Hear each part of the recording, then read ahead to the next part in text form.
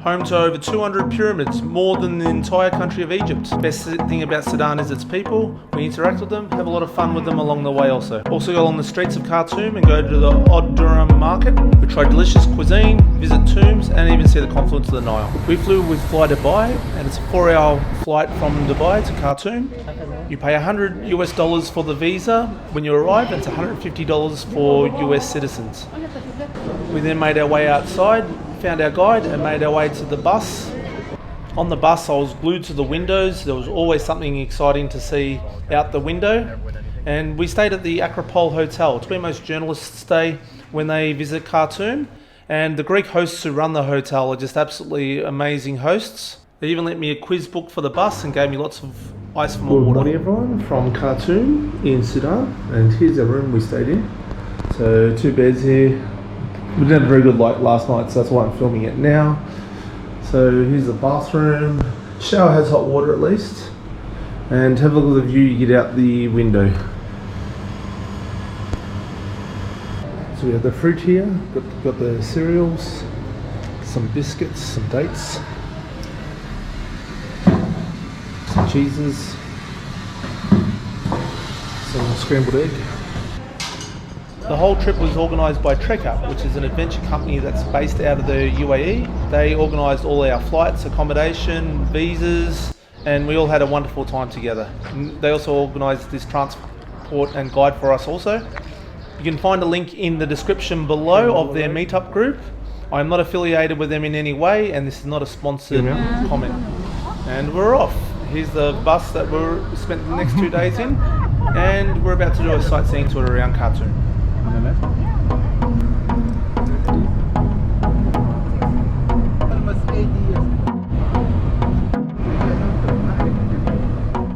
Yeah, the Burj Arab of Khartoum.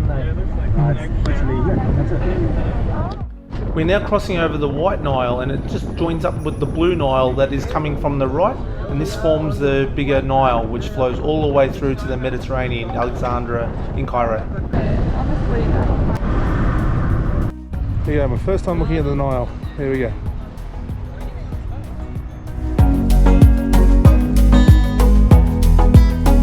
Sudan is a conservative country, but whatever you do, please make sure that if you're to take photos of the locals, that you do ask for their permission first.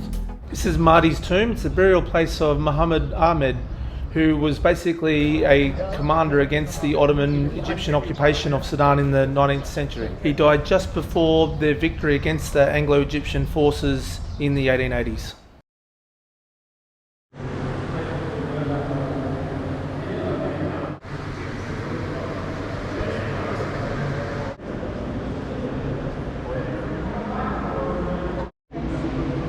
Right next door to the tomb is the Khalifa House Museum. It was the home of Khalifa, who was the successor to Muhammad Ahmed and was the leader of the Mahdi state. It was converted into an ethnographic museum in 1928.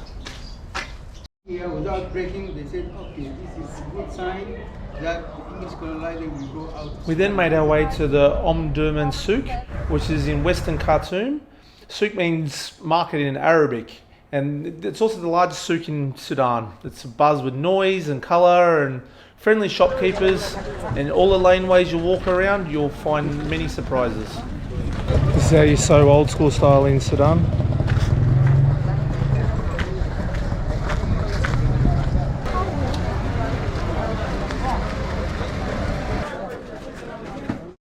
Kyle was saying there's crocodiles in the Nile. Is this just like a like a rock? This is a. So what are these, the old coffee pots? What about some sexy red buttons? It seems to be correct. I don't really know why it has these things. I like jerky. This is like. What animal are these? Even after separation of the country, north and south, still some people of south like to come and stay. Yeah. They never go. Some of the draft. We have lions? Yes, big lion. Big lion? Yes. You have elephant? Yes. For an ashtray? I think so. For this for the incense, isn't it? What sort of sword is this, sorry? What's the sword? This is from Bija tribe. East of Sudan. It's a very famous tribe now. No problem. That means Oh no, this is her. I'm going to Knight's Mel. Here we go. Tap on the shoulder. There you go, Sir Mel. What is it? What is it in Windsor? Sir Mel. No, it'd be Madam Mel. Madam Mel. Yeah. After going inside to all the shops, we then decided to grab some tea on the street. We found the most beautiful local lady there who was more than willing to pose for our photos. When we got back from Sudan, I like This tea? tea. Tea? Oh, thank you. Shukran. Sudanese tea is very sweet, so there's no need to add sugar into it. A nice smell?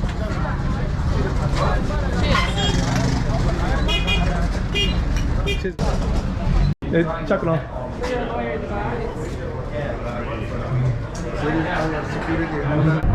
We then hopped on the bus and made our way on the 230 kilometre or 4-hour journey northeast along the Nile River towards the Meroe pyramids. But along the way, my head was just absolutely glued to the window.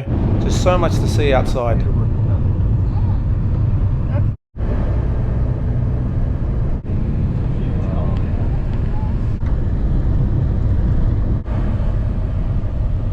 Yeah, it's good.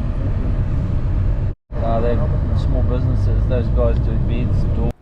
We then stopped at a restaurant on the side of the road and we were greeted by some friendly locals. We then had some falafels, oranges, eggs, zucchini, some sort of mac and cheese, bananas and a beef dish. With the toilets there, definitely bring some toilet paper. Like most of them are literally just a hole in the ground like behind that wall there. It's now 3 p.m. local time. Sunset is 5:30. It's only a 2-hour journey away, so hopefully we can get to the pyramids in time for the sunset. Onions all over the road. Look at this. There's a big accident of onions. Look at this. Now that could be human, so let's not do any blind overtaking. And we've made it. I can see the pyramids in the distance. It was actually a pretty fun bus ride. Had lots of good people on our trek-up trip. And looking forward to camping tonight in the pyramids. When we arrived, we had the locals come and meet us with their camels. It was a great sight to see.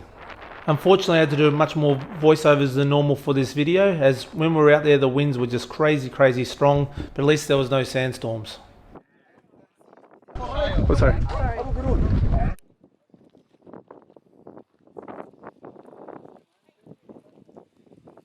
After keeping the camels company, we then went past the visitor centre into the entrance of the pyramids to catch the sunset. The pyramids are the tombstones of the kings and queens of the Nubian kingdom of Kush. They range between 10 and 30 metres high, so they're much smaller than what you'd find in Egypt. However, there's a lot more of them. Most people don't know that Sudan has the most pyramids in the world with over 200.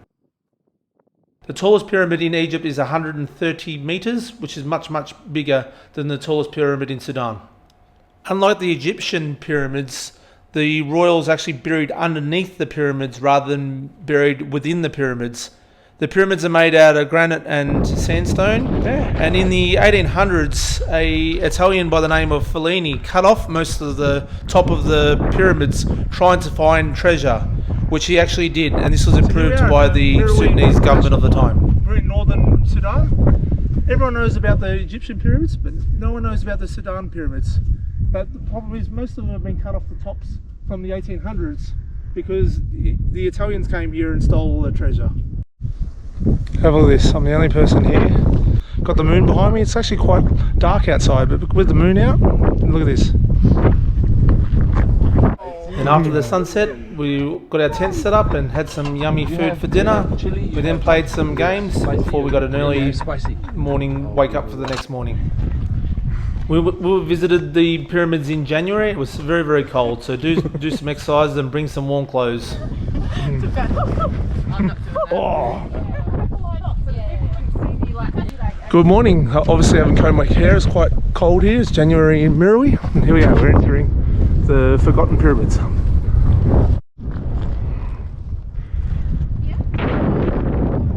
Oh my god, and I'm helping you access into the crime? Oh, thank you. Oh! Some nice barbed wire ass crack footage. So I just had to climb through this fence here. Here I am, panting, I'm very unfit. Walking the pyramids now. That whistle you're hearing is from my bottle of drink. Here we go, we're making our way towards the pyramids. This is where our campsite was last night. Shame so windy today. We then climbed up this mountain just near the pyramids so we could get the best view of the sunrise and the changing colour of the pyramids as the sun rises.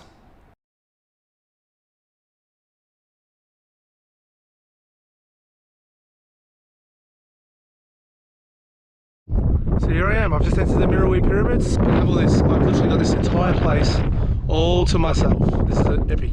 It's about a kilometre walk from the campsite to the pyramids. You can arrange with one of the locals to get a camel there, and they do accept US dollars also. I decided to walk there and back because I'm quite a big person. So I continued walking up the hill towards the pyramids, and we even walked inside them. And inside the pyramids you see the Meroitic script. It looks like hieroglyphics, but it's not. And the Egyptians would not be able to read this as it's a different writing system. Means every year they used to come with these drinks and this food and make these offerings to the king. Look at their eyes. Their eyes going out. They're so frightened. Okay, ready? Ready?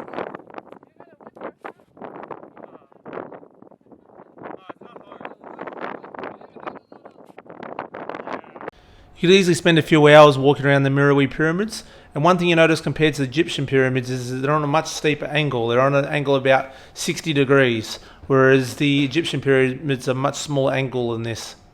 Even though it's crazy windy, I decided to take the risk and launch the drone up over the pyramids.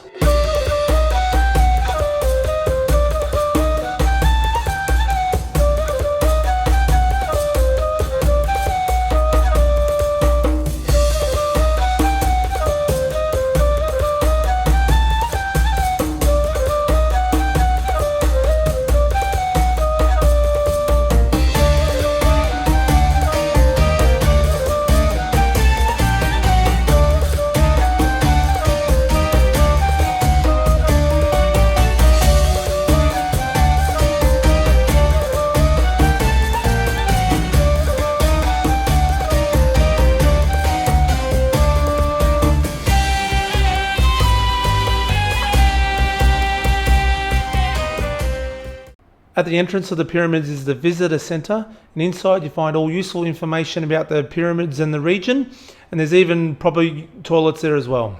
The place to visit is the National Corporation for Antiques and Museums, and this will give you even further insight to the region and the history of it. The same style of building, you can see these columns, so this very big royal is also prepare people for being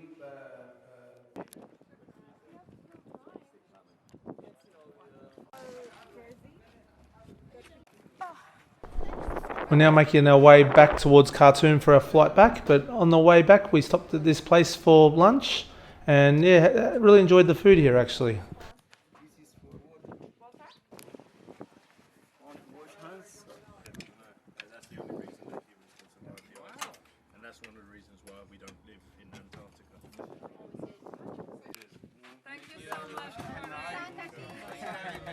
The friendly locals' hospitality was second to none.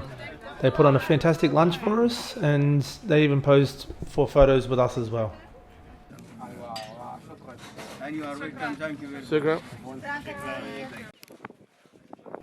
We now continue on the bus back to Khartoum. We have to get a rapid PCR test performed at the airport, and then we'll go to a fish restaurant for dinner. So I'm looking forward to this. Hopefully they cook us some really yummy food.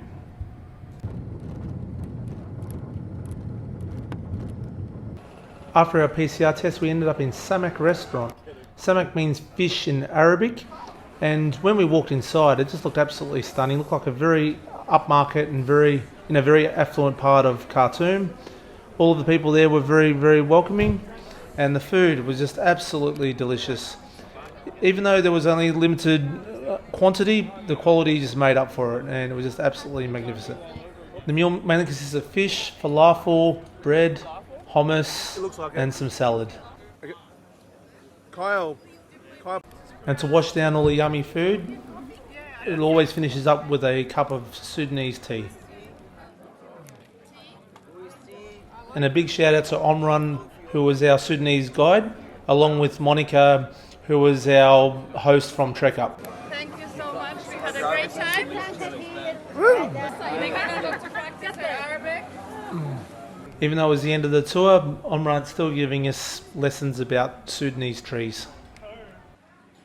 We're now making our way back towards Khartoum Airport. We even saw a restaurant called a tourist restaurant, which is ironic considering we didn't see any other tourists the entire time we were there.